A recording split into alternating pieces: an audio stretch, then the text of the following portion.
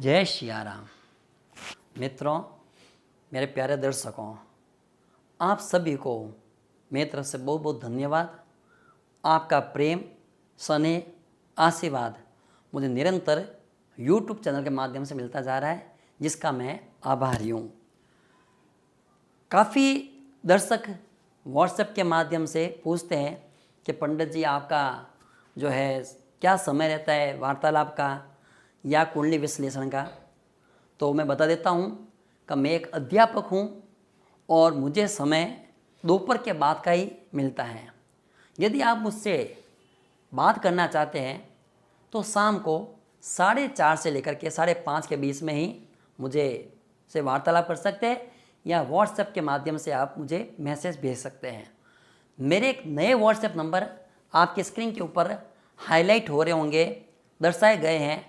आप सभी उसी नंबर पर अपने WhatsApp जो है करें, उसी नंबर पर आप अपनी कुंडली से संबंधित जानकारी प्रेषित करें और सायंकाल में मेरा वार्तालाप का समय आपका रहता है 7:30 से लेकर के 8:30 बजे तक।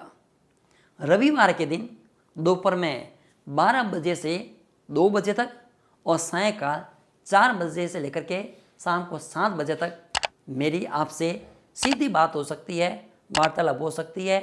आप सभी का निवेदन है कि आप यदि मुझसे अपनी कुंडली का विश्लेषण करवाना चाहते हैं तो आप अपने जन्म की पूरी डिटेल, आपका नाम, जन्म समय, जन्म स्थान, जन्म तारीख, ये पूरी प्रेषित करोगे तो ही सही विश्लेषण हो पाएगा, अन्यथा उसमें थोड़ा बहुत उतार चढ़ाव आ सकता है।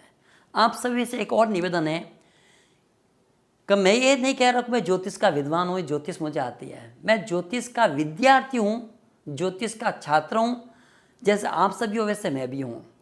हो सकता कभी वीडियो में कोई ऐसी बात कह दी जाती है जो हो सके किसी जातक की कुंडली पर घटित न होता हो, क्योंकि ज्योतिष शास्त्र जो है वो इतना गहरा है।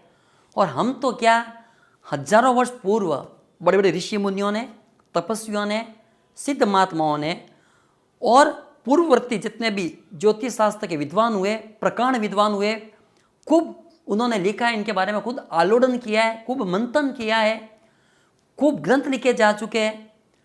उन्हीं ग्रंथों को पढ़ करके, उनका स्वाध्याय करके, ईश्वर भक्ति से, ईश्वर कृपा से और आप लोगों के स्नेह से मैं आपके सामने YouTube चैनल पर उपस्थित होता हूँ। मेरे द्वारा बताए गए कोई भी सूत्र या कोई भी बात यदि आपकी कुंडली में वो घटित नहीं हो रही है तो हो सकता है कि उस ग्रह की जिसकी मैं जानकारी दे रहा हूँ या जिस भाव की, उस भाव के ऊपर या उस ग्रह पर अन्य ग्रहों की दृष्टि, उनकी युति, उनके आसपास वाले जो भाव है, जैसे मान लीजिए मैं लग्न की यदि बात कर रहा हूँ कि लग्न में यदि कोई ग्रह ऐसा होता है तो उसके ऊपर ये प्रभाव पड़ता है। तो लग्न के साथ में द्वितीय भाव, द्वादश भाव जो कि उसके जो है करीब में आते हैं, उसका भी प्रभाव पड़ता है। जैसे केमद्रुम योग जो होता है वो चंद्रमा के माध्यम से होता है। केमद्रुम योग यदि किसी जातक की कुंडली में चंद्रमा पर किसी भी ग्रह की दृष्टि नहीं है, चाहे वो शुभ ग्रह हो चाहे पाप ग्रह हो, चंद्रमा पर किसी ग्रह की दृष्टि नहीं है और चंद्रमा जिस भाव में बैठा है उस भाव के आसपास में उससे द्वादश और द्वितीय भाव में भी यदि कोई ग्रह नहीं बैठा होता है तो वो केमद्रुम योग बनता है, मतलब महादारिद्र्य योग बनता है। ऐसा जातक जीवन पर्यंत, जीवन भर धन की कमी से जूझता रहता है। अब मान लीजिए मैंने सूत्र बता दिया, कोई कहता है कि मेरी कुंडली में तो ऐसा है ही नहीं, मैं तो केमद्रुम योग लेंगे, मेरे पास तो धन की कमी नहीं है, तो हो सकता है, बहुत बढ़िया बात है, उसके प्रारब्ध कर्म है।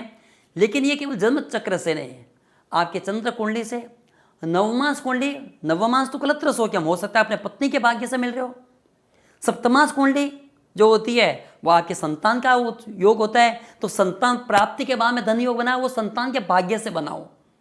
हो सकता है वो दशमांश कुंडली में मजबूत स्थिति में आ गया हो, जो आपका कार्य क्षेत्र, जहाँ आप कर्म करते हो, जहाँ आपका कार्य करके आप धन कमाते हो, वो घर आपका बहुत भाव हो। तो केवल चंद्र कुंडली या जन्मान चक्र से किसी भी ग्रह का पूर्ण रूप से हम संशोधन या निर्णय नहीं कर सकते हैं।